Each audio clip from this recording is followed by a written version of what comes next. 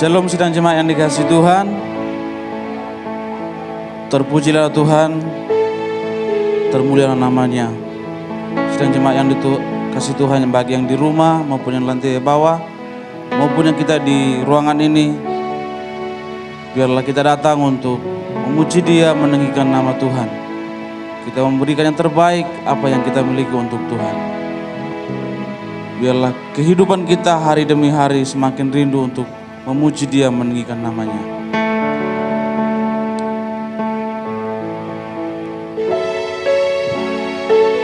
Terima kasih Bapak. Kami rindu akan menyembah-Mu, kami rindu memuji-Mu.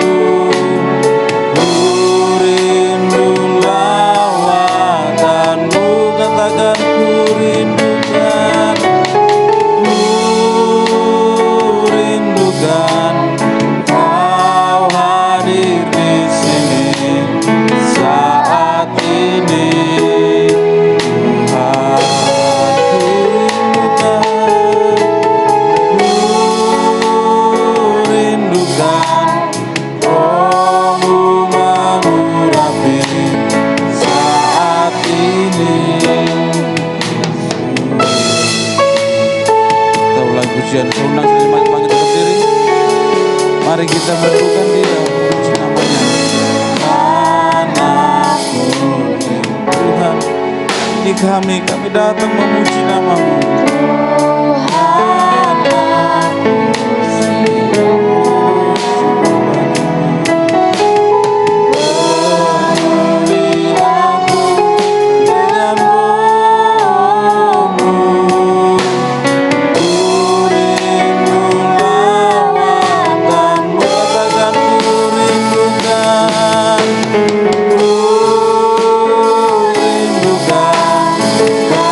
Kau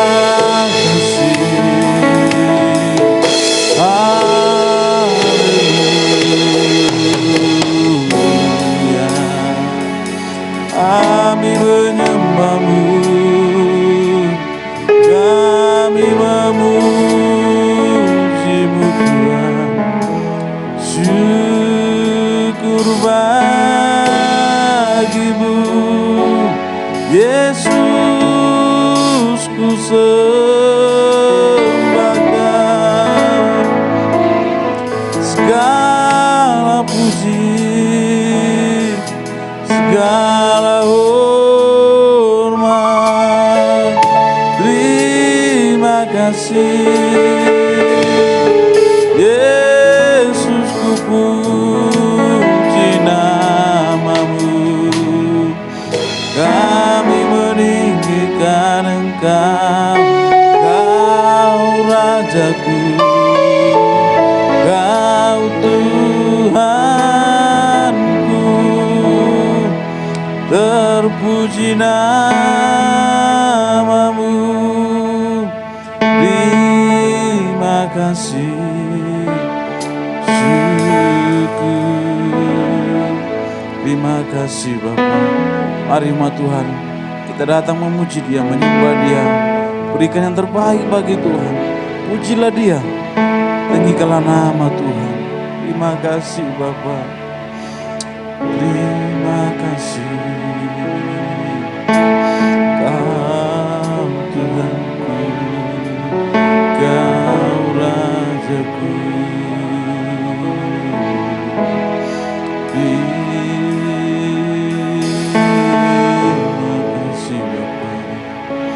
Terima kasih,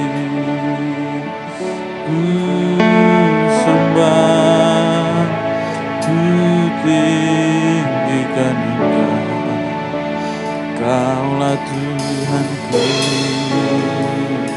Kaulah Rajaku.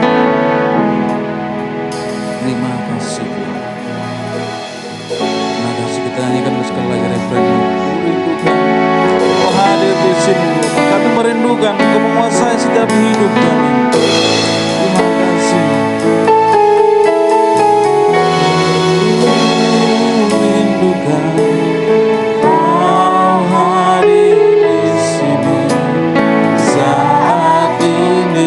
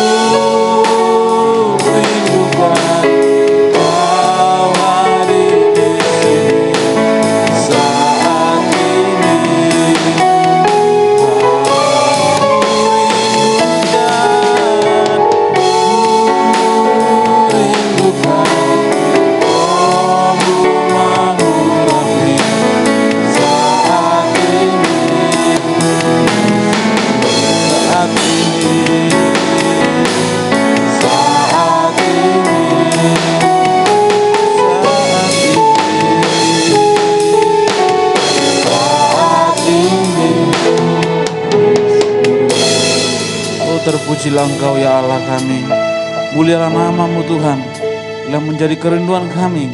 Kami rindu untuk memujimu, kami rindu untuk menyembahmu, kami rindu memberikan yang terbaik apa yang ada dalam hidup kami. Biarlah Engkau Allah yang hadir di tengah-tengah kami, yang menguasai setiap hidup kami, yang memberkati ibadah kami awal, pertengahan hingga berakhirnya. Biarlah namamu ditinggikan, hanya Engkau yang ditinggikan Bapa. Umatmu baik yang di rumah dimanapun, Tuhanlah juga menolong mereka, menguasai hidup mereka. Terpujilah namamu, kami siap untuk memuji Tuhan dalam nama Yesus. Haleluya. Amin. Shalom sidang jemaat kasih Tuhan, masih kuat berdiri, amin. Amin. Puji Tuhan, kemurahan Tuhan sungguh luar biasa, amin ya. Kita mau meninggikan Tuhan, karena Dialah sumber kekuatan kita. Kekuatan yang di dunia ini hanya sementara, tapi hanya Dia sumber kekuatan yang kekal, yang selama-lamanya mengerti atas kehidupan kita. Hanya Kau milikku di surga, tiada yang ku ingini di bumi, hanya Kau. Aku andalkan kekuatanku, namun yang pasti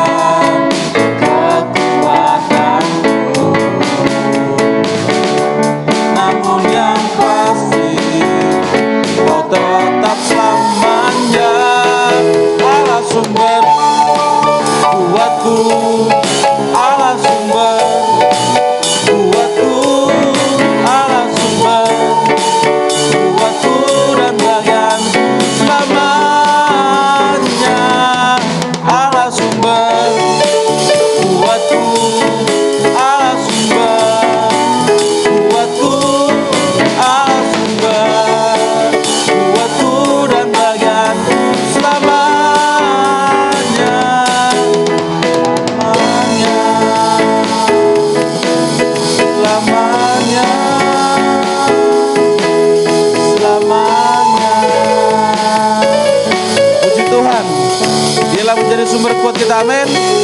Setiap persoalan kita hanya Dia yang menjadi sumber kuat kita. Puji nama Tuhan. Silakan sekalian jemaat kembali duduk. Kita memuji Tuhan kembali lagi karena Dialah yang sanggup, yang menolong kita apa yang tidak pernah kita pikirkan, yang tidak pernah kita lihat. Dia mengerti, Dia tahu kapan Dia harus menolong kita.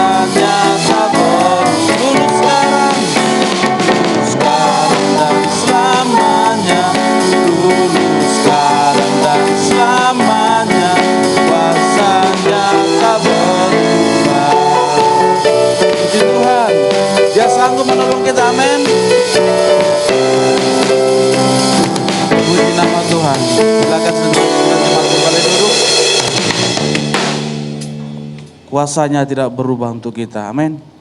Dulu, sekarang, dan selamanya. Itulah pribadinya, itulah Dia yang sanggup menolong kehidupan kita. Sebentar kita akan mendengarkan firman Tuhan, dan firman Tuhanlah yang juga menolong kita, yang memberikan jalan terbaik dalam kehidupan kita. Kita siapkan hidup kita untuk datang mendengarkan firman Tuhan. Puji nama Tuhan. Dia menolong kita, memulihkan setiap kehidupan kita, yang dapat mengubahkan setiap pribadi orang.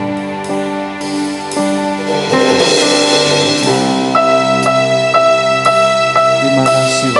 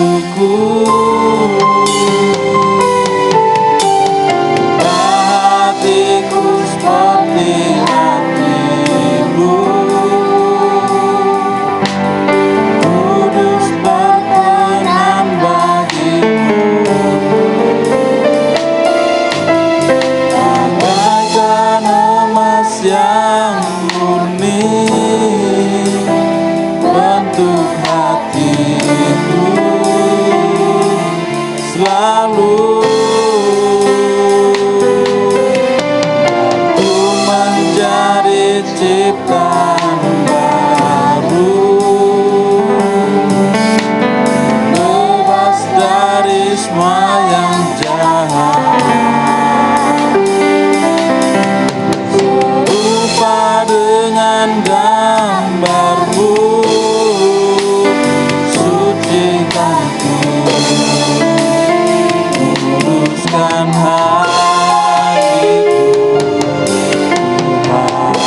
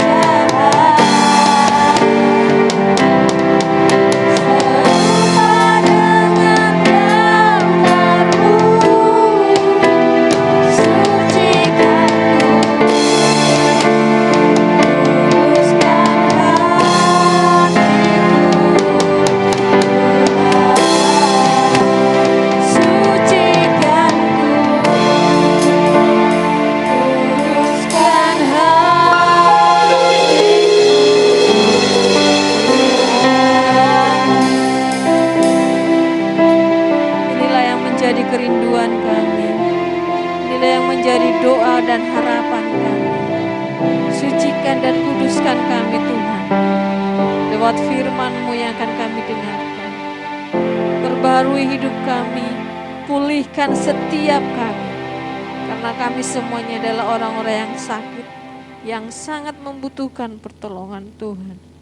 Tuhan, biarlah kami memberikan waktu, sikap yang terbaik ketika kami mendengarkan firman Tuhan ini.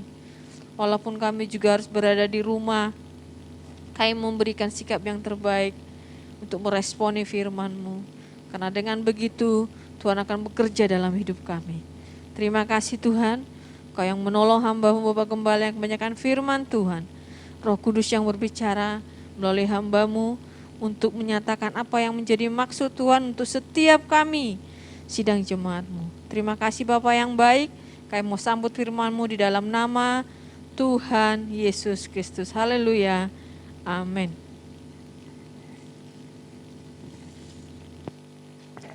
Silakan duduk, jemaat Tuhan.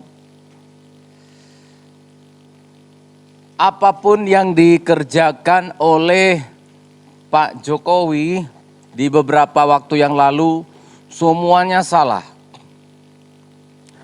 Bahkan kita mendengarkan hewan salah berjalan saja, itu semua karena Jokowi katanya. Pokoknya ada di kampung sana ada masalah rumah tangga, nah ini karena Jokowi katanya. Apapun yang dikerjakan Bapak Presiden kita selalu dibilang salah, selalu dinilai keliru. Itu di waktu-waktu yang lalu. Hari-hari ini sudah tanggapannya sudah semakin bagus. Kenapa bisa demikian? Mengapa ketika Bapak Presiden bersama dengan kabinetnya ingin memperbaiki bangsa ini, ingin merubah, ingin memulihkan keadaan negeri kita, selalu dianggap jelek, selalu dianggap negatif. Kenapa kira-kira? Ya betul, yang ada di dalam hati saudara sama dengan yang ada dalam pikiran saya. Kenapa? Karena sudah seringkali pemerintah di dunia itu ketika dia ingin melakukan sesuatu yang baik, itu dianggap selalu ala pencitraan. Allah itu kan hanya supaya dia terpilih lagi. Allah itu kan pura-pura saja. Inilah materai, inilah cap yang sudah ada di dalam pikiran masyarakat terhadap pemerintah ketika dia ingin melakukan sesuatu yang baik. Ketika dia ingin melakukan suatu pemulihan yang terjadi di dalam negaranya, di dalam desanya, di dalam kotanya. Kalau dia wali kota, di kabupatennya, selalu dianggap keliru. Itulah restorasi, itulah model-model pemulihan yang dilakukan oleh manusia di dunia ini. Tetapi kita akan melihat restorasi tanpa ada unsur-unsur politik. Pemulihan yang Tuhan kerjakan tanpa ada trik-trik atau maksud-maksud yang lain. Pemulihan yang dilakukan oleh Allah tanpa ada tujuan-tujuan untuk dirinya. Supaya aku dipilih jadi Tuhan, supaya aku terlihat lebih berkuasa dari sebelumnya. Mari kita akan melihat pada pagi hari ini kita diberkati oleh Tuhan lewat firman pengembalaan dalam kitab Esra. Shalom jemaat Tuhan. Mari kita membaca dalam kitab Esra pasal yang pertama dulu kita baca. Kita lompat-lompat karena 9 pasal. Seluruh kitab Esra saya rangkumkan dalam satu kali khotbah ini, dalam 45 menit ini.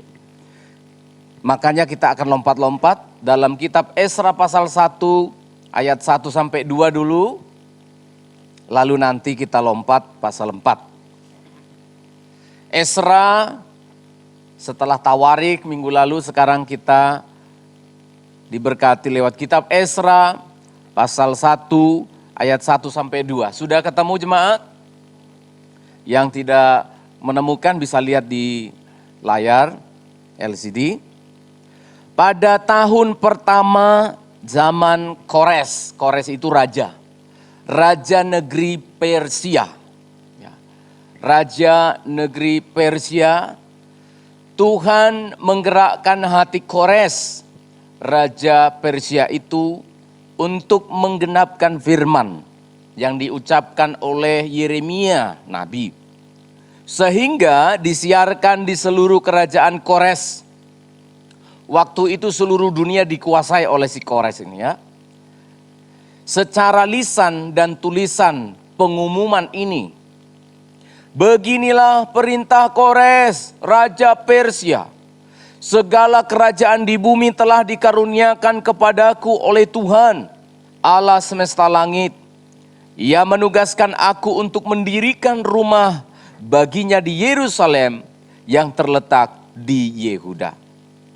Oke, pasal 4 ayat 24. Pasal 4 ayat 24. Pada waktu itu terhentilah pekerjaan membangun rumah Allah yang di Yerusalem. Dan tetap terhenti sampai tahun yang kedua zaman pemerintahan Darius, raja negeri Persia. Jadi Kores ingin membangun bait suci di Yerusalem, terhenti sampai pada kerajaan Darius. Ya, Darius di mana ada Daniel di sana. Esra 9, kita lompat lagi ya. Saya runut pelan-pelan. Esra 9 ayat 5 sampai ayat yang ke-6. Demikian, pada waktu korban petang, bangkitlah aku dan berhenti menyiksa diriku. Ini Esra. Lalu aku berlutut dengan pakaianku dan jubahku yang koyak-koyak, sambil menadahkan tanganku kepada Tuhan Allahku dan kataku, ya Allahku, aku malu dan mendapat cela, sehingga tidak berani menengadahkan mukaku kepadamu ya Allahku, karena dosa kami telah menumpuk mengatasi kepala kami, dan kesalahan kami telah membumbung ke langit. Haleluya, puji Tuhan. Dari satu kitab Esra ini ingin menceritakan bagaimana Tuhan melakukan restorasi, melakukan pemulihan, melakukan perbaikan terhadap bangsa Israel. Lalu apa Pak Stefan? Apanya yang diperbaiki? Karena kita tidak ada pada waktu itu. Tapi saya coba membawa kita pada suasana itu. Dulu, waktu bangsa Israel setelah Raja Yoyakin, yang terakhir Raja Yehuda, itu memberontak terhadap Allah. Akhirnya Tuhan katakan kepada Nabi Yeremia, kasih tahu kepada bangsa itu, mereka akan dibuang di Babel oleh Nebukadnezar. Ya, kerajaan Babel itu sekarang ada di Irak. Persia yang tadi kita baca itu Iran sekarang ini. Waktu itu pada kerajaan Yehuda yang terakhir Raja Yoyakin, Yeremia bernubuat bangsa ini akan dibuang ke Babel 70 tahun. Jadi dibuang mereka saudara. Mereka dibuang ke Babel 70 tahun. Yerusalem Israel kosong melompong. Nanti saya akan jelaskan, begitu mengerikan. Nah, ketika Raja Nebukadnezar, kerajaan dari Irak itu, yang sekarang Irak, kemudian dikalahkan oleh Iran. Gitu ya. Dikalahkan oleh Persia. Dulu namanya Persia. Kerajaan Babel itu dikalahkan oleh Persia. Loh, tadi kan orang Israel ada di Babel kan? Betul ya? Sekarang kerajaan Persia mengalahkan kerajaan Babel. Nah, semua orang yang ditawan oleh kerajaan Babel menjadi tawanan dari Persia atau Raja Kores. Dulu Raja Babel Nebukadnezar dikalahkan oleh Kores. Sekarang Kores yang berkuasa. Dan sekarang pada zaman Kores ini ada seorang hamba Tuhan yang bernama Esra yang mencintai Tuhan, yang mengasihi Tuhan. Dan ketika nubuatan Nabi Yeremia 70 tahun dibuang ya, itu genap pada zamannya Ezra. Maka sekarang waktunya restorasi, maka sekarang waktunya pemulihan bagi Israel. Nah Bapak Ibu sidang jemaat yang dikasih oleh Tuhan, kita lihat restorasi atau perbaikan yang Tuhan kerjakan dalam hidup bangsa Israel, saya sebut tanpa politisasi, tanpa maksud-maksud lain, hanya untuk kebaikan Israel. Dan ingat baik-baik, semua khotbah firman Allah dari perjanjian lama yang dihotbahkan hamba Tuhan, itu berguna untuk hidupmu pada masa kini. Amin. Jangan sampai ketika saya berbicara tentang Israel, lalu saudara mengatakan, itu untuk Israel, bukan untuk saya. Saudara baca dengan baik Roma pasal yang ke-15 ayat yang ke-4. Semua yang ditulis dahulu termasuk kitab Ezra menjadi pelajaran bagi kita di masa kini. Semua yang ditulis dari Kejadian sampai Ezra Maliaki, ketika dihotbahkan oleh pendeta, kita harus berkata, aku ada di sana. Amin saudara. Itu sebabnya saya rindu ketika setiap saya berkhotbah, saya rindu membawa hidup saya dan hidup kita kepada kisah itu. Renungkan firman Allah, dulu terjadi, sekarang Tuhan beritahu lagi untuk apa? Jadi pelajaran. Mari kita lihat pemulihan seperti apakah yang Tuhan kerjakan di dalam hidup kita di masa kini lewat bangsa Israel ini. Kita lihat ada dua hal yang sangat penting yang ingin saya bagikan kepada saudara. Yang pertama adalah pemulihan itu harus diinisiasi atau dimulai dari Allah. Amin. Kalau berbicara tentang pemulihan bangsa, pemulihan hidup kita, jangan pernah berbicara tentang orang pintarnya. Jangan pernah berbicara tentang uangnya, kapitalnya, kehebatan modalnya. Jangan. Harus dimulai dari Tuhan. Ayat yang pertama dikatakan, Ezra 1 ayat 1, pada tahun pertama zaman Kores. Begitu dia menang melawan Babel, pada tahun pertama Tuhan. Ayo jemaat, baca itu. Siapa yang memulai restorasi ini saudara? Ayat 1, pada tahun pertama zaman Kores Raja negeri Persia, keras. Tuhan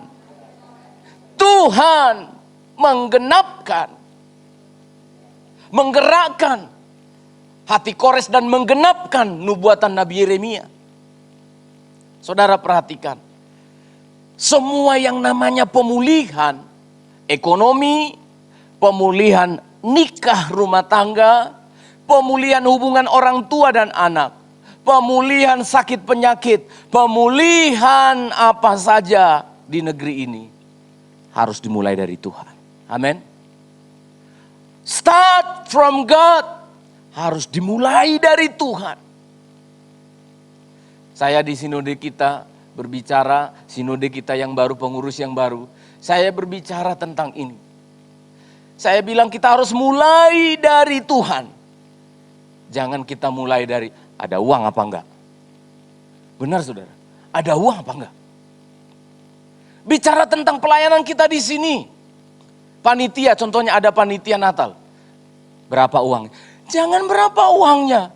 Apa hati Tuhan untuk Natal ini, pesan Tuhan untuk Natal itu untuk kita Pak. Jangan begitu-begitu baru mulai panitia dibentuk. Pak, uang kita berapa Pak? Gak ada uang kita, uang Tuhan yang ada. Amin. Ya. Berbicara tentang pemulihan rumah tangga, jangan yang dipikirkan begini. Siapa yang salah? Jangan. Siapa yang memulai? Bukan. Harus Tuhan. Tadi barusan saya nasihati ke anak-anak saya. Ya, kebetulan AC di kamar mereka rusak, padahal kamar masih baru. AC-nya juga masih tergolong baru lah, nggak pernah dirusak-rusak maksudnya. Saya kasih tahu ke mereka, karena kantor saya sekarang jadi kamar mereka, kamar kami bersama keluarga gitu. Jadi pagi-pagi saya kebetulan membersihkan. Tuhan dorong di hati saya mau menasihati anak-anak saya lah. Didengarkan oleh istri saya. Ya, saya kasih tahu, coba kalian pikirkan, papa bukan mengeluh. Mengapa toh kamar kalian itu AC-nya itu selalu bermasalah? Coba dipikirin. Bukankah semua daya upaya sudah papa lakukan untuk itu? Tapi mengapa begitu sulit? Kamar itu bisa dipakai dengan AC yang dingin. Papa merenung. Ada sesuatu. Bukan karena teknisinya kurang pintar. Bukan karena kabelnya kurang tebal. Bukan karena uang mamanya tidak bisa bayar listriknya. Bukan. Ada sesuatu. Dan papa tidak mau menghakimi. Kalian bertanya sendiri di hatinya. Yang jelas ada hubungannya dengan Tuhan. Itu cara berpikir papa di rumah ini. Itu cara berpikir papa dalam hidup ini. Semuanya harus dihubungkan dengan Tuhan. Tersandung dengan batu. Batunya memang betul. Tapi anak Tuhan harus bertanya, ada apa saya dengan Tuhan? Ada apa ini Tuhan? Jangan-jangan saya kurang hati-hati. Jangan. Jangan, batu kurang ajar. Loh, iya dong. Memulai pemulihan, saya melihat dari Alkitab. Bagaimana mungkin bangsa yang sudah 70 tahun tidak ada negeri, sudah 70 tahun dibuang, dipulihkan sekarang kalau bukan sesuatu yang kuat, tangan Allah yang kuat, tidak bisa. Siapa sih Kores? Kores adalah musuhnya Israel. Siapakah Kores? Dia adalah orang yang menjajah seluruh negeri. Tapi saudara perhatikan baik-baik, hati saya bersuka cita. Tuhan menggerakkan. Jangan dihapus itu ayat firman Allah. Tuhan menggerakkan hati Kores. Sampai-sampai Kores bikin. Jadi sampai sekarang silinder pengumumannya dia itu masih ada di Museum London. Ditemukan, itu Tuhan itu baik sekali menjaga itu. Sehingga Alkitab kita ini sungguh-sungguh akurat secara sejarah. Sampai sekarang kalian bisa cek, anak-anak muda langsung tag, dapat apa silinder Kores, langsung keluar di Museum London sekarang. Pernah dipamerkan di Amerika. Di sana dijelaskan bagaimana Kores ini memerintahkan di seluruh negeri jajahanku. Aku memberikan mereka kesempatan untuk kembali. Luar biasa. Kalau bukan hati Tuhan, kalau bukan Tuhan yang menjamah hati Kores, tidak mungkin. Kores kemudian bukan cuma suruh pulang mereka, tapi diberikan emas sekian banyak, perak sekian banyak. Ayo bangun bait Allah. Bait Allah siapa? Allah sudah memberikan kepadaku kemenangan. Dia memerintahkan kepadaku membangun bait suci di Yerusalem. Lu siapa Kores? Dia penyembah berhala. Berbicara tentang pemulihan, dia bisa menggunakan siapa saja. Amin saudara. Bisa memakai siapa saja. Mungkin dalam pemikiran kita namanya pemulihan keuangan kan saya harus naik jabatan saya Pak. Bagaimana mungkin anak saya kuliah kalau uang saya hanya segini. Berarti solusinya kan saya harus naik jabatan. Itu cara berpikirmu. Maka ukit-ukit malah batui, kata orang Batak. Kalau cara berpikir kita begitu ya ungkit-ungkit lah pakai kepala kita batu. Capek sendiri, susah sendiri. Tapi coba mulai dari Tuhan. Tuhan, inilah keadaanku Tuhan. Aku tidak mampu. Maka Tuhan bisa memakai berbagai cara. Amin. Itu yang saya alami sedikit banyak. Sama saja. Kalau pelayanan kita ini dimulai dari modal, gak jadi-jadi, betul gak? Gak jadi-jadi. Kalau anak-anak kita sekolahkan karena ada tabungan yang banyak. Gak sekolah-sekolah. Betul enggak? Ayo coba ibu-ibu, bapak-bapak. Ibu-ibu, bapak-bapak semua yang ada di sini. Coba pikirkan baik-baik.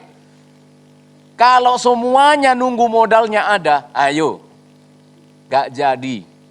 Inilah yang disebut dengan iman. Lalu Tuhan katakan, Tuhan menggerakkan Raja Kores untuk menggenapi nubuatan dari Yeremia. Coba lihat cara Tuhan bekerja. Ini saya terkagum-kagum. Artinya apa? Ternyata Tuhan sudah mengendalikan segala sesuatu. Ya, ini hidup kita, ini hidup Israel, ini peta hidupmu, ya. Ini cara Tuhan melihat. Ini sudah bolak-balik saya kasih tahu, tapi perlu saya ulangi. Ini hidup saya, Stephen Manurung. Di sini saya sedang dididik Tuhan. Ya, karena membandel, karena nakal, dididik Tuhan, lalu diperbaiki oleh Tuhan. Diperbaiki oleh Tuhan, saya melihatnya tidak mungkin. Saya melihatnya tidak bisa. Karena apa? Tidak mungkin, 70 tahun sudah dibuang. Saudara bisa bayangkan, 70 tahun rumah saudara tidak ditempati. Coba berpikir dulu. Pak Yefta, tinggalin omamu 70 tahun. Loh, ladang ditinggal 70 tahun, coba. Pak Yefta masih tahu enggak rumahmu yang mana?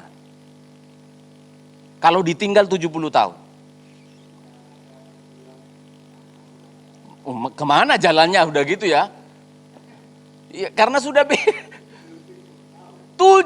tahun. Saudara perhatikan. Enggak mungkin, enggak bisa. Tetapi cara Tuhan bekerja itu begini. Kita memikirkannya di sini titik-titik perjalanan hidupku begini. Tapi Tuhan sudah selesai. Ternyata Tuhan sudah menubuatkan kepada Yeremia, mereka akan pulang ke Yerusalem. Artinya apa? Di dalam diri Tuhan kita itu tidak ada plan B. Tidak ada rencana begitu. Waduh, mereka sudah ditawan di Babel 70 tahun. Kayak apa ya? Tuhan itu tidak pernah panik. Tuhan itu tidak pernah bingung untuk merestorasi, untuk memulihkan kita. Tidak pernah bingung. Bikin apa ya? Habis mereka ini nanti gimana di rumahnya di Yerusalem sudah 70 tahun gak ditempati. Ladang-ladangnya sudah tidak ada yang nempat 70 tahun. Udah hutan semua gak karu-karuan. Bagaimana nanti mereka makannya? Rundingan se. Gabriel, Mikael, malaikat dikumpul semua. Bantu Bapak ini loh. Bantu Tuhan ini mikirkan bagaimana cara menolong mereka ini si bandel-bandel ini. Nggak. Di dalam diri Tuhan itu nggak ada plan B, rencana C. Nggak ada. Dan juga tidak ada ngototisasi. Apa itu Pak ngototisasi? Begini loh. Kalau belum waktunya Tuhan, kita nggak bisa begini. Wow. Aku mengklaim janjimu. Pulihkan. Tuhan bilang, kau kira dengan kamu teriak-teriak begitu sampai perutmu sakit, sampai tenggorokanmu kering, kamu kira saya mau merubah rencana saya? 70 tahun mereka menderita di pembuangan. Tentu ada teriakan, betul enggak? Tentu ada tangisan, betul enggak? Tapi Tuhan bilang, rencanamu bukan rencanaku. Rancanganmu bukan rancanganku. Setinggi langit dari bumi, demikian jauhnya caramu melihat dengan caraku melihat. Ternyata Tuhan harus menunggu 70 tahun. Ternyata Tuhan harus menunggu sampai nanti Darius naik. Ya, mulai dari Raja Kores, lalu kemudian sampai kepada Raja Artasasta, Darius itu ditunggu sama Tuhan. Momen-momen yang terbaik untuk bangsa ini, untuk menolong kita, dan kita tidak tahu. Jangan ngotot-ngotot. Saya ulangi sekali lagi, ngototmu tidak merubah Tuhan. Jadi ada sedikit salahnya itu nyanyian. Doa merubah segala sesuatu. Bukan. Doa orang benar besar kuasanya. Tapi doa tidak merubah rencana Tuhan. Saya mau beritahu kepada sidang jemaat, kepada saudara, berdoa karena kita tidak tahu kan, titik-titik di mana hidup kita tidak tahu. Tugas kita berdoa. Maksa Tuhan, no way, tidak bisa. Harus 70 tahun. Harus 1 tahun. Harus 2 bulan. Harus 3 minggu. Harus hari ini. Tuhan mau. Tuhan kerjakan. Jangan memaksa Tuhan. Aku mau berpuasa, jungkir baliklah. Supaya Tuhan menolong saya. Jungkir balik. Sampai diare. Kamu tidak bisa ngatur Tuhan.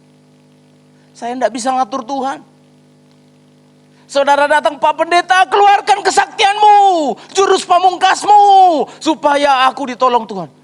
Jurus apa? Aku tidak temukan di Alkitab. Gaya doa yang ngotot-ngotot itu gaya penyembahan berhala. Dewa-dewa Baal, nabi-nabi Baal berdoa, ayolah dewa Baal. Ayolah, sampai ditoreh-toreh, badannya sampai disikat, dilukai supaya apa? Dewanya memakan persembahan. Elia ketawa.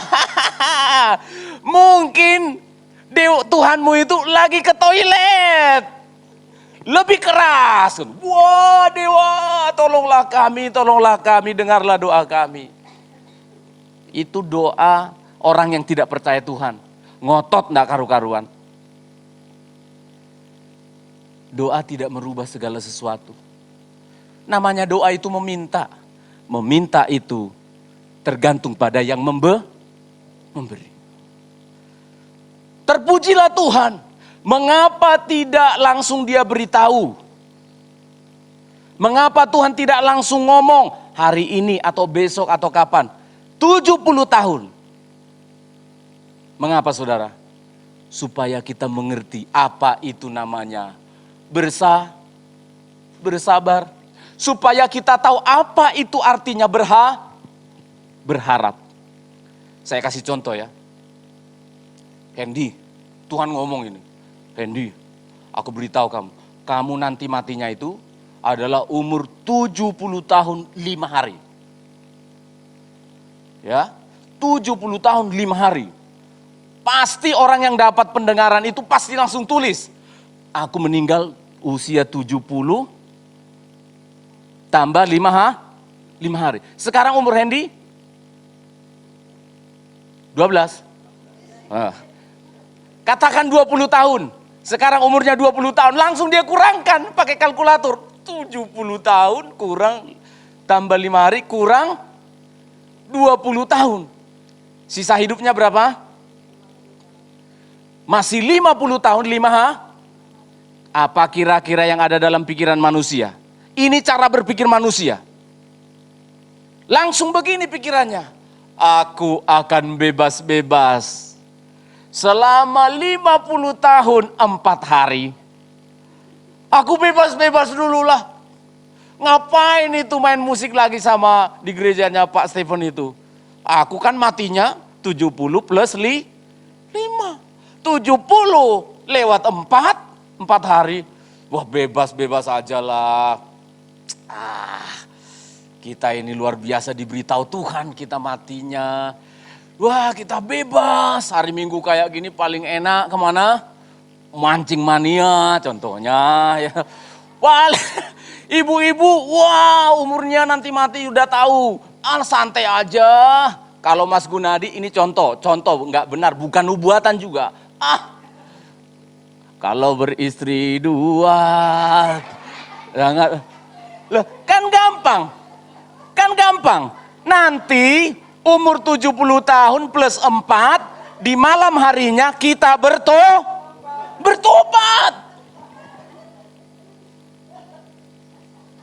Gampang toh? Mengapa Tuhan tidak memberitahu hari kedatangannya? Mengapa Tuhan tidak memberitahu kepadamu? Nanti kok, sabar ya Nelson, 5 hari lagi doamu dijawab kok. Ayo, coba diberitahu. Tenang, Pak Yefta. Tanggal 17, nanti kamu jadi kaya raya saya bikin. Coba saudara perhatikan. Mengapa Tuhan bilang rahasia? Rahasia ilahi. Rahasia Tuhan. Kenapa? Supaya kita mengerti apa itu berharap. Apa itu ketekunan. Dan apa itu yang disebut dengan surprise mengikut Tuhan. Kalau sudah diberitahu itu bukan surprise lagi. Kalau sudah diberitahu itu bukan pengharapan lagi. Oh, hati saya bersuka cita. Tuhan yang sudah merenda kehidupan kita. Hanya sekarang lewat firman Allah ini saya kasih tahu. Semua rancangan hidupmu yang ada di dalam peta perjalanan hidup ini. Titik-titik, halte-halte, spot-spot kehidupan ini. Ketahuilah baik-baik. Jangan curiga kepada Tuhan. Karena apa? Semua rancanganku adalah rancangan damai sejahtera yang membawa kebaikan bagi engkau. Amin. Ini yang harus kita tahu. Tidak perlu minta tahu. Yang kita minta, tolonglah saya Tuhan. Apa minta kebutuhanmu? Sampaikan kebutuhanmu. Tetapi waktu-waktu ini adalah waktunya Tuhan. Pemulihan bagi bangsa Israel. Tentu ada banyak yang prihatin selama 70 tahun. Tentu ada yang berteriak. Tentu ada banyak yang berdoa, yang minta pertolongan. Tetapi sabar menanti janji Tuhan. Ini yang ditekankan oleh Tuhan. Supaya kita tetap bersandar kepada Tuhan. Bergantung kepada Tuhan. Melibatkan orang-orang yang dipakai Tuhan. Kores, Zerubabel, rombongan yang pertama pulang, Zerubabel. Rombongan yang kedua, Ezra, yang membawa pemulihan. Zerubabel mendirikan pondasi bait Allah. Ezra membuat kebangunan rohani bagi Israel. Dan Nehemia membangun tembok Yerusalem. Bertahap. Dengan orang-orang yang dipakai oleh Tuhan. Orang-orang yang ada di sekitar kita. Tuhan pergunakan itu semua. Jangan ragu. Jangan ragu. Menurut pemikiranmu, menurut pemikiran saya, buntu. Tidak mungkin. Karena rumus di dunia ini begini, matematikanya begitu. Ya mentoklah kamu, kalau kamu pakai itu. Tapi saya mau belajar. Terobosi dengan mata iman. Tuhan akan pakai orang kafir. Kores.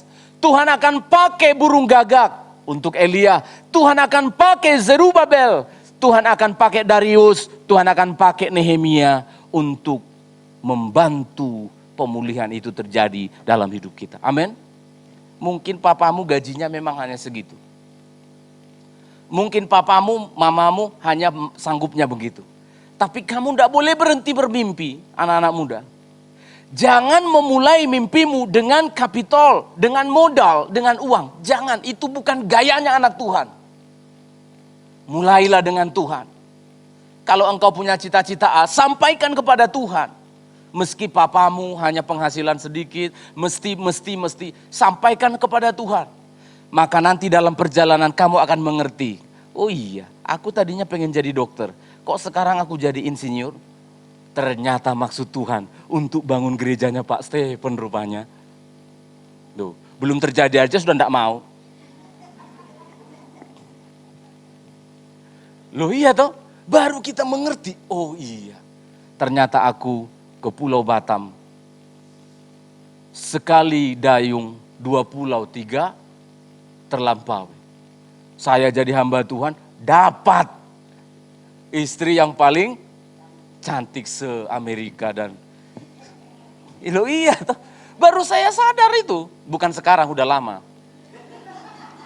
Saya sadar, oh iya, mengapa saya dulu kalau jadi hamba Tuhan, jadi pendeta, mengapa harus STM saya? Mengapa jurusan listrik? Baru saya tahu loh, begitu saya lulus sekolah Alkitab, langsung saya diminta untuk jadi maintenance. Jadi teknisi di gereja besar yang di Lemah Putro itu. Saya juga bingung. Itu yang saya cari-cari di Pulau Batam, saudara. Melamar 6 bulan dengan parlente, dengan dasi putih, baju putih. Masukkan lamaran.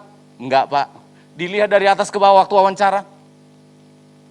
Kayaknya maling Bapak ini. Nah, enggak diterima. Padahal orang dari Singapura sudah ikut mewawancarai saya. Jadi mereka yang ribut. Mereka yang ribut. Personalianya yang di perusahaan itu bilang enggak boleh ini. Kayaknya dia bilang bahasa Inggrisnya itu, ini dari perawakannya enggak cocok jadi teknisi di perusahaan ini. Langsung si Singapura ini nanya saya, you udah pernah pikir, Cak? Iya, saya manjat-manjat listrik bisa, Pak. Saya masang instalasi. This good. Yang satunya bilang, nggak cocok, Pak. Gini. Dilihat dari atas ke bawah. Dalam hatiku, kekalahanku memang di sini. Karena apa? Kurus, nggak karu-karuan. Iya, memang. Sehingga, ya akhirnya, walaupun saya mengerti ilmu listrik, walaupun saya sudah pernah pengalaman memborong, tapi dalam hati saya, dulu pekerjaan ini saya cari-cari, saya nggak diterima. Saya jadi hamba Tuhan, semua ilmu saya keluar, dipakai oleh Tuhan. Ini cara Tuhan dalam menolong hidup kita. Kita tidak tahu, tetapi suatu saat itu akan menjadi surprise, menjadi kejutan bagi kita. Restorasi harus dimulai dari Tuhan. Dan restorasi atau pemulihan harus dijalani bersama dengan Tuhan. Amin. Kita membaca Esra pasal 4. Esra pasal 4 ayat 24. Mengapa pemulihan atau restorasi harus kita jalani bersama dengan Tuhan? Karena ternyata dalam perjalanan hidup kita akan ada penghalang. Ada yang tidak senang kalau terjadi pemulihan. Pasal 4 Esra ayat 24. Mari jemaat baca sama-sama. 1, 2, ya. Terhenti terus.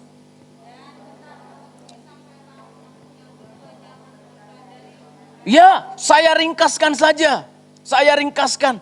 Mengapa pemulihan yang terjadi itu harus dijalani bersama dengan Tuhan? Karena apa? Yang pertama karena akan ada penghalang, karena akan ada rintangan. Amin. Namanya memulihkan sesuatu itu akan ada tantangan. Dan saudara tahu, pekerjaan pembangunan rumah Allah di Yerusalem itu terhenti. Ini yang membuat kita harus hati-hati dan perlu Tuhan menemani kita. Saya tidak perlu baca, tapi ayatnya pada Esra 4 ayat 1 dan seterusnya. Itu terhenti karena halangan dari mana? Saya sampaikan kepada saudara, bukan dari bangsa lain. Lalu dari mana Pak Stefan? Dari bangsa Israel, kerajaan utara. Jadi Israel ini terbagi dua. Setelah Salomo meninggal, Israel itu terbelah menjadi dua. Kerajaan utara itu 10 suku. Kerajaan selatan itu 2 suku. Esra ada di selatan. Pelayanannya dia ada di Israel selatan. Ketika negeri selatan Israel ini, Yehuda ini akan membangun bait Allah di Yerusalem. Yang menjadi musuhnya bukan bangsa Asyur, bukan bangsa Media yang lain, tetapi mana? Bangsa sendiri.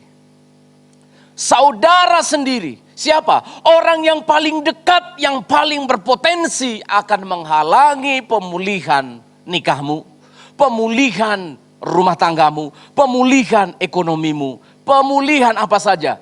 Orang dekat. Ada pepatah yang saya buat-buat barusan.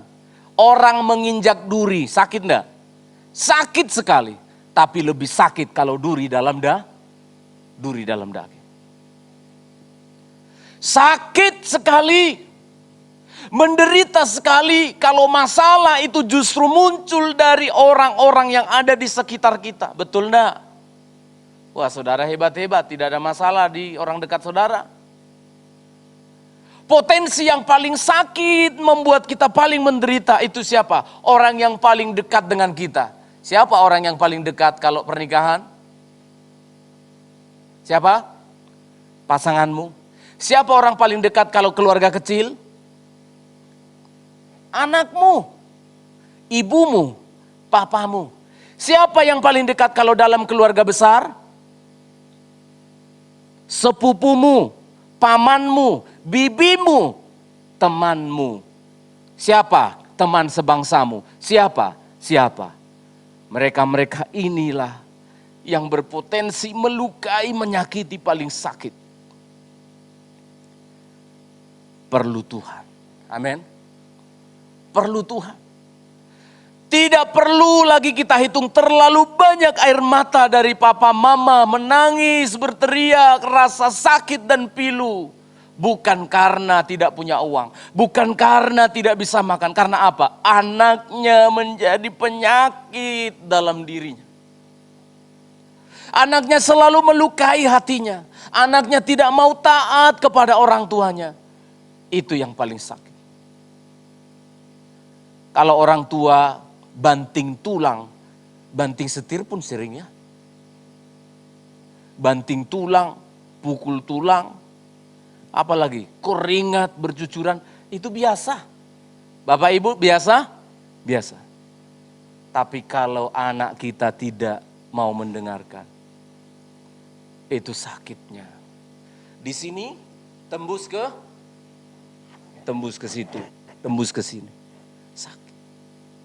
Dalam sebuah pernikahan, kalau pernikahan itu satu, kita bisa memindahkan gunung Krakatau, betul enggak?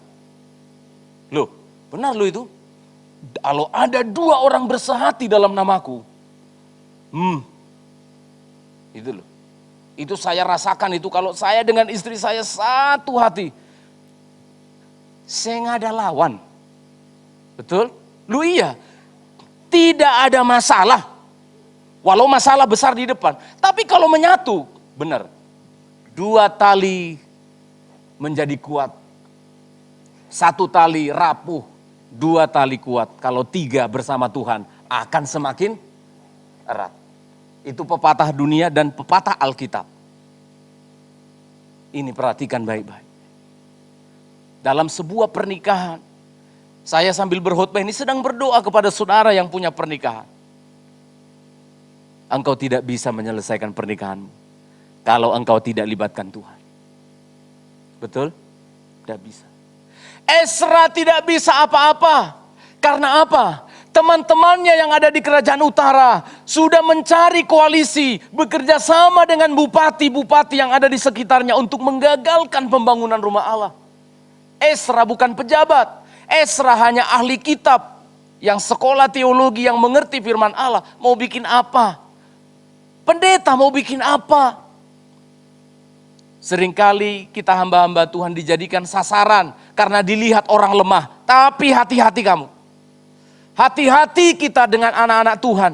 Kalau kita jadikan mereka sasaran tembak. Dan mereka memang tidak ngerti hukum. Mereka tidak tahu politik. Mereka bukan orang kaya yang punya uang banyak. Bisa bayar ini, bayar itu, pengacara. Enggak, tapi kamu hati-hati.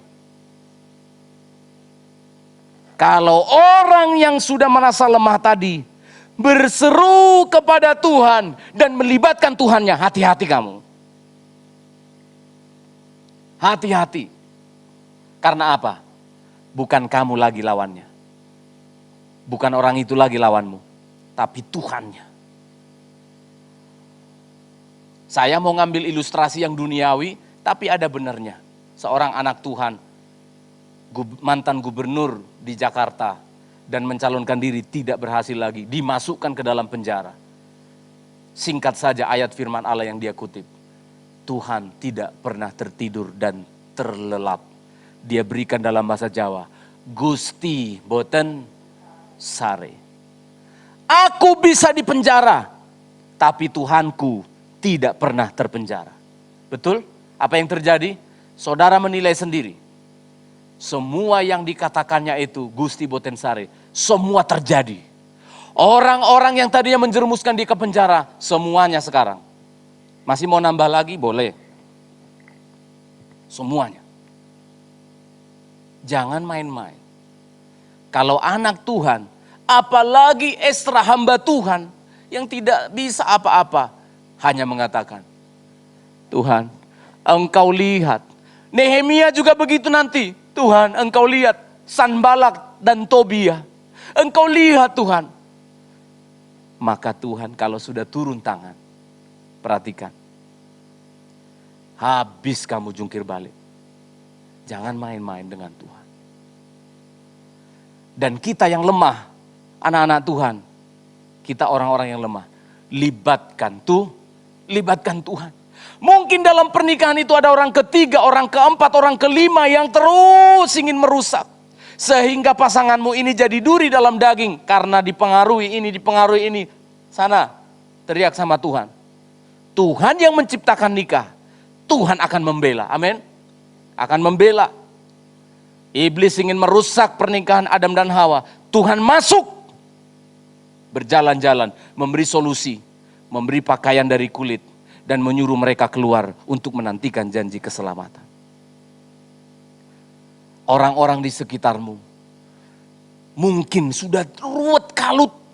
Masalah uang, masalah ekonomi, kalut sulit. Bukankah masih ada Tuhan? Bukankah masih ada satu tempat untuk kita berseru? Tuhan, tolonglah. Tuhan, tolonglah. Tuhan, bantu saya. Tuhan, saya tidak berdaya. Tuhan, saya ini lemah. Hanya kepadamu Tuhan, tanganmu yang kuat. Tolong saya. Begitu amin, jangan susah lagi hatinya ya. Begitu amin, artinya iya aku percaya. Jalani hidupmu dengan baik. Jalani hidupmu dengan baik. Jalani saja. Tuhan sekarang yang ambil alih dan berperkara ganti engkau. Amin saudara. Inilah restorasi yang dilakukan oleh Tuhan. Bicara pemulihan, mulai dari Tuhan. Dan dalam perjalanan pemulihan, libatkanlah Tuhan. Tuhan memberkati kita semua. Kita nyanyikan lagu yang terakhir tadi. Pulihkanlah Tuhan hidupku dengan kasih-Mu. Bapa, kami bersyukur untuk Sabat hari ini. Engkau menasihati kami banyak. Mampukan kami Tuhan untuk melakukannya setahap demi setahap. Bantu kami untuk semakin percaya, semakin beriman, bersabar, dan mengerti apa itu arti pengharapan. Oh, terima kasih. Kami bersyukur. Kami bersyukur padamu. Engkau baik. Pulihkanlah kami. Haleluya. Mari katakan jemaat.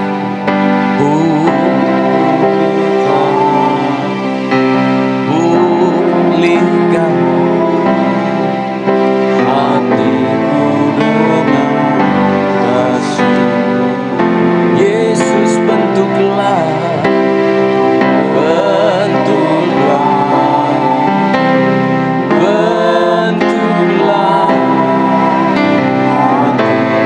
jadi seperti-Mu.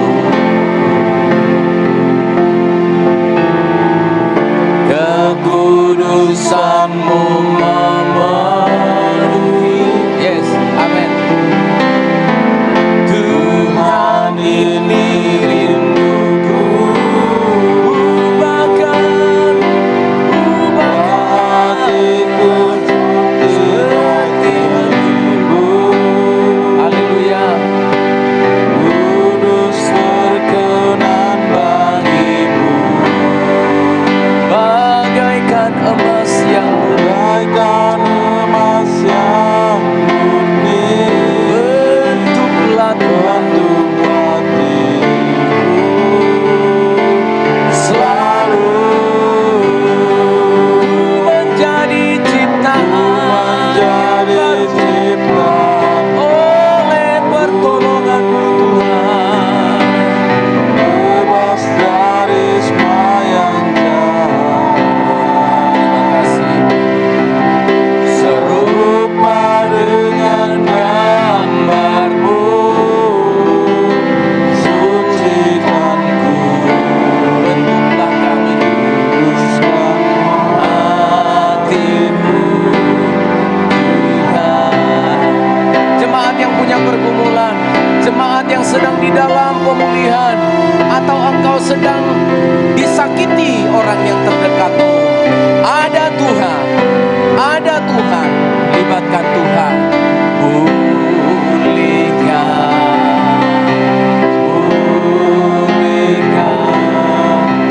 hatiku. Oh Tuhan,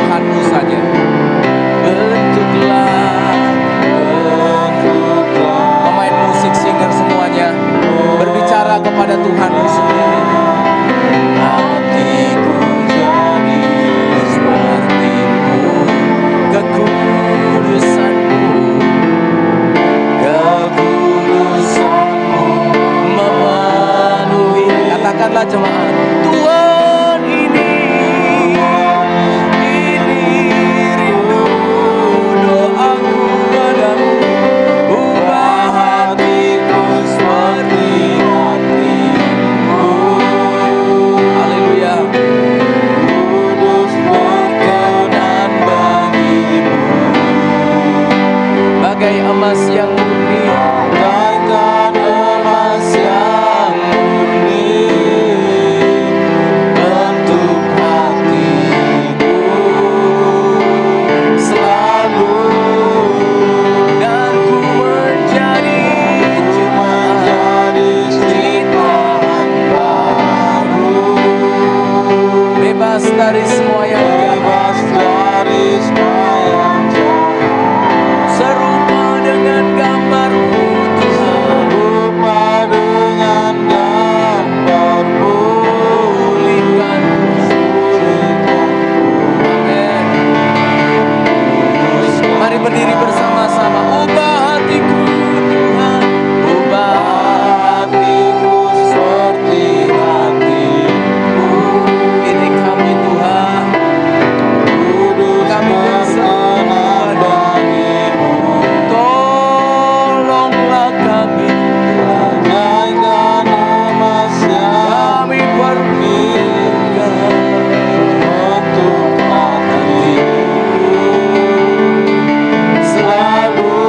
dan ku menjadi ciptaan yang baru, Menjadi ciptaan bebas, bebas dari yang jahat, bebas dari semua yang jahat,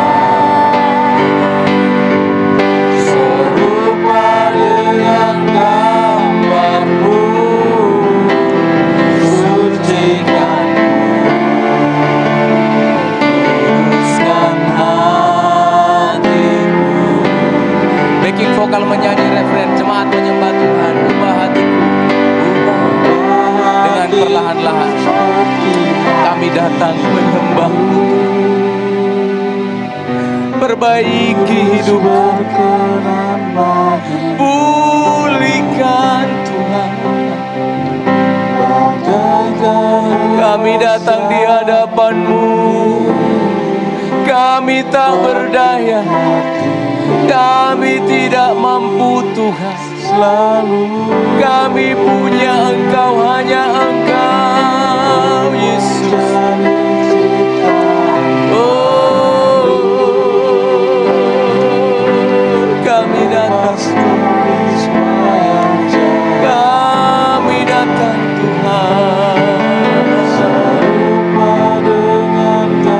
Kami bawa hidup kami, pulihkanlah hidup kami.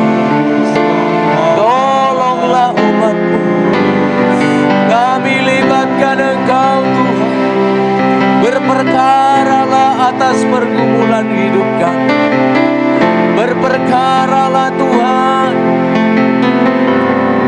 Tidak ada yang bisa menghentikan Engkau. Kami percaya padamu Tuhan. Kami percaya padamu Tuhan. Kami percaya padamu. Haleluya. Marilah jemaat, bawa hidupmu kepada Tuhan. Mungkin tidak ada masalah pergumulanmu, tapi engkau dekatkanlah dirimu lebih jauh kepada Tuhan. Kami datang, oma-oma, ibu-ibu janda, engkau sendiri, Dia pembelamu. Tuhan berperkara dalam hidupmu.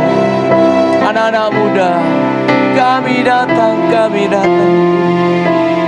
Haleluya. Haleluya. Yang menikah, bawa nikahmu kepada Tuhan. Yang ada masalah pergumulan ekonomi, bawa hidupmu kepada Tuhan. Tuhan, kita hidup, Engkau hidup, Engkau hidup Tuhan. Kami percaya kalau Tuhan yang memulai pemulihan dalam hidup kami, tidak ada yang bisa menghentikan. Lakukanlah sesuai dengan kehendak-Mu ya Allah. Beri kami kesabaran dan ketekunan pengharapan, menantikan hari yang indah itu menjadi kejutan iman bagi kami. sehingga kami akan bersyukur dan terus akan bersyukur. Terpujilah Tuhan yang kami percaya, di dalam nama Yesus Kristus Allah kami yang hidup. Haleluya. Amin, amin. Silakan duduk kembali.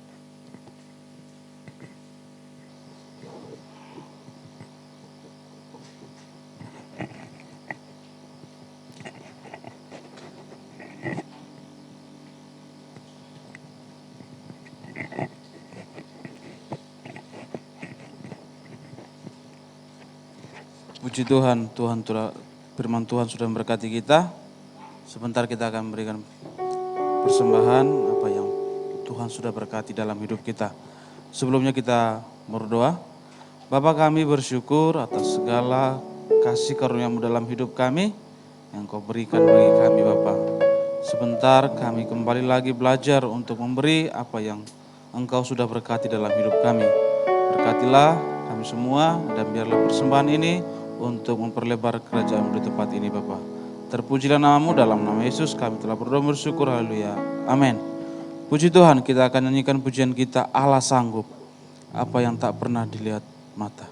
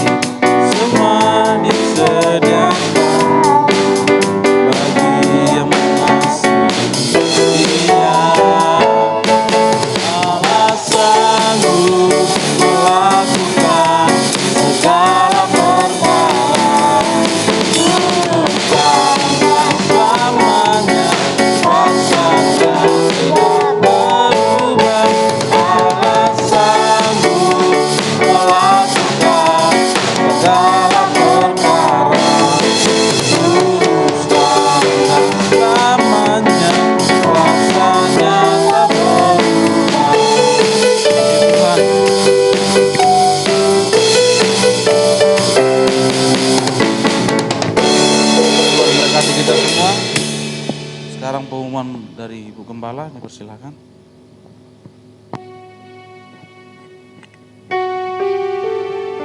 Pengumuman untuk kita semuanya, hari Selasa ada ibadah doa di tempat ini jam 6 sore.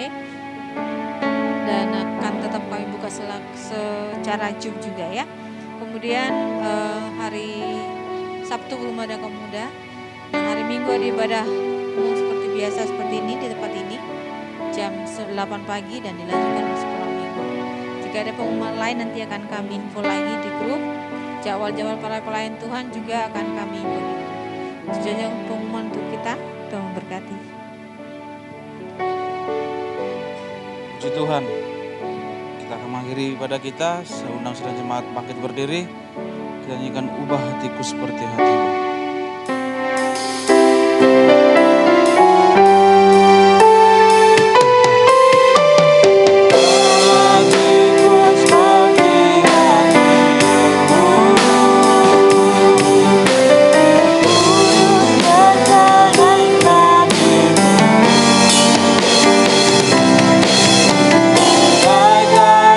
Emas yang murni,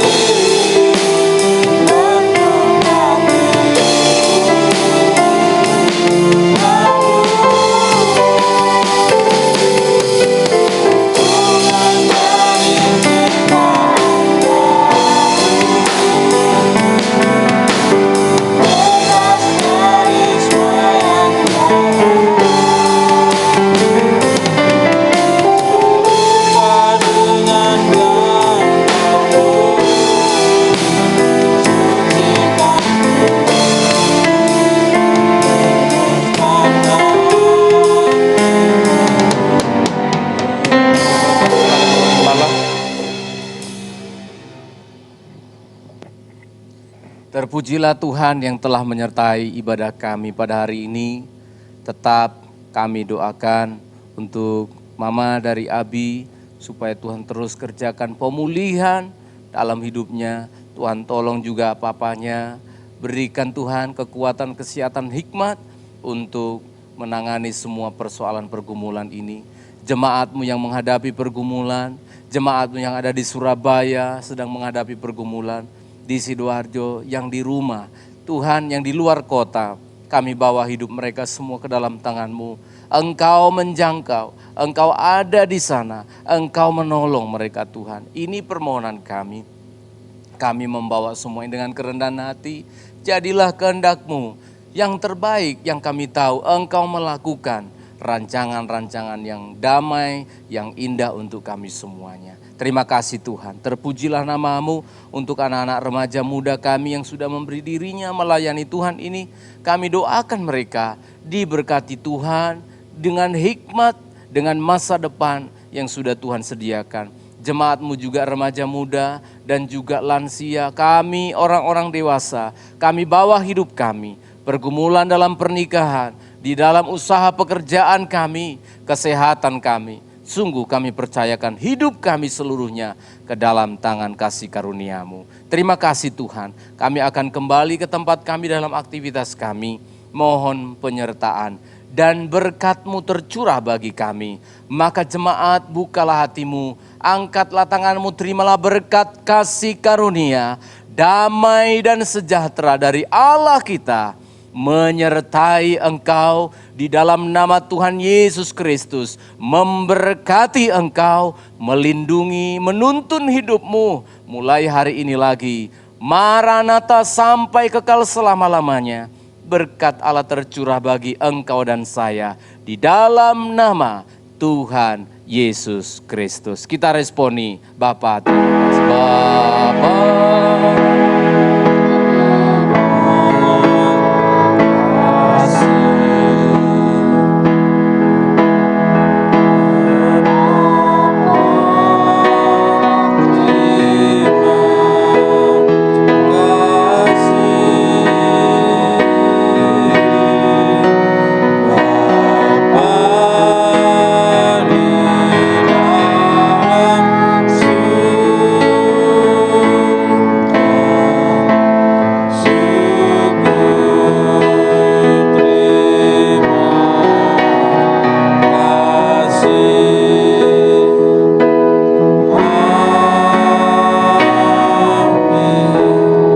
Ibadah sesuai Tuhan berkati kita semua.